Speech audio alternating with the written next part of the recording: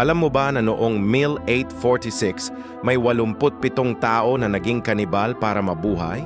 Ang Donner Party ay isang grupo ng mga pamilya na naglalakbay patungo sa California. Pero nakulong sila sa Sierra Nevada Mountains habang winter. Naubos ang pagkain. Nagsimulang mamatay ang mga tao. Ang mga natirang buhay ay naging desperado. Nagsimula sila sa pagkain ng mga patay na, pero hindi pa rin sapat. Kaya nagsimula silang pumatay ng mga mahina. Nakita ng mga bata kung paano hinahiwa ng mga matatanda ang kanilang mga magulang. Ginigiba ang mga buto para sa marrow. Binabiyak ang mga bungo para sa utak. Ang mga rescue team ay nakakita ng katakot-takot na tanawin. May mga buto na sistematikong hinati.